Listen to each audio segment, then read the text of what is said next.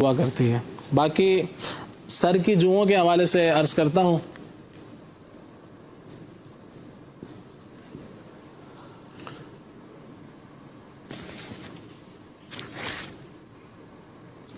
इसके अंदर सिर्फ आपने दो चीज़ें लेनी है। आपको बना बनाया नीम का तेल मिल जाएगा, किसी भी अच्छी कंपनी का। नीम का दरख्त मशहूर है, वो आप देखा होगा। इसका ऑयल आपने लेना है। इसके बीजों में से ऑयल निकलता है, वो आपने लेना है तकरीबन मिसाल के तौर पे 50 ग्राम। और इसके अंदर आप मिला लें नारियल का तेल।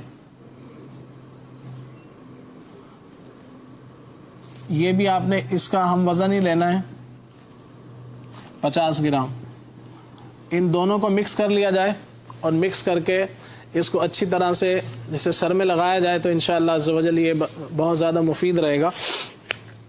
और इसका एक दूसरा अंदाज़ भी है कि अगर आप ऐसी जगह हैं जहाँ पर आपको नीम का तेल नहीं मिलता, नारियल का तेल तो आमतौर से मिल जाता है, बाज़ जगह नीम का तेल किसी मुस्तनद कंपनी का नाम मिले, तो फिर इसका तरीक़ाकार ये है कि नीम के बीज आपको पंसारियों की दुकान से मिल जाएंगे। वो गुठलियाँ होती हैं, उसका जो मगज़ होता है अंदर से निकाल लें और 50 ग्राम जैसे तेल लें और उसके अंदर 50 ग्राम ही नीम के जो बीज होते हैं वो डाल दिए जाएं।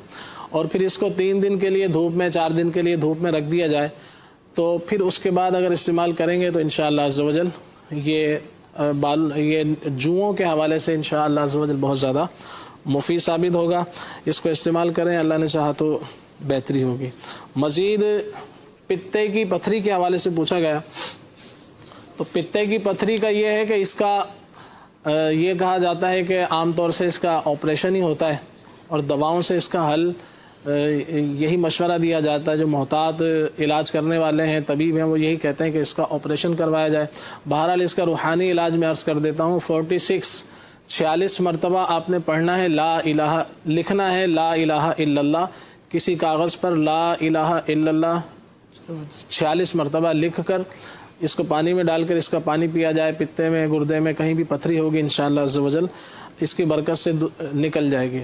और दूसरा एक इसका इलाज, घरेलू इलाज मेरे आका शेख तरीक़त अमीर सुन्नत दामद बरकातुहुम आलिया ने लिखा है, इंशाअल्लाह वो मैं लिख देता हूँ। पित्ते में पथरी हो या गुर्दे में हो, इस हवाले से फरमाया कि ये जो है वो मुफीद है, आप चाहें तो इसको इस्तेमाल फरमा लें। सही। और साथ साथ मगर ये है कि अपने तबीब से भी आप जो भी यहाँ पर इलाज बयान किए जाते हैं तो इसके साथ यही है कि अपने तबीब से जो है वो मशवरा किया जाए। बाद औक़ात वो मर्ज़ जो है, मर्ज़ की 3-4 कैफियत होती हैं। एक इब्तिदा होती है, एक यूँ कह लें कि दरमियानी कैफियत होती है कि वो बढ़कर जो है, और एक कैफियत होती है कि वो एंड की तरफ होता है, और एक होता है कि बिल्कुल ही वो अवर हो चुका होता है। तो फिर बाज़ कैफियत में जो है बाज़ इलाज मुफीद होते हैं और बाज़ कैफियत में बाज़ इलाज मुफीद होते हैं। तो इसलिए ये जो इलाज लिखा जा रहा है, जब आप करें तो अपने तबीब से मशवरा कर लें। बाज़ औक़ात ऐसा होता है कि वो किसी इस तरह के जैसे किसी इलाज में रह गए और उसका मामला सीरियस था, तो उसको चाहिए था कि फ़ौरी कोई ऑपरेशन करवाता। तो इसलिए अपने तबीब से मशवरा कर लें कि ये इलाज मेरे लिए मुनासिब है या इसका कोई दूसरा हल है। कच्चा पपीता आपने लेना है। कच्चा पपीता, ये पीले पीले रंग का आपने देखा होगा पपीता, ये फल है।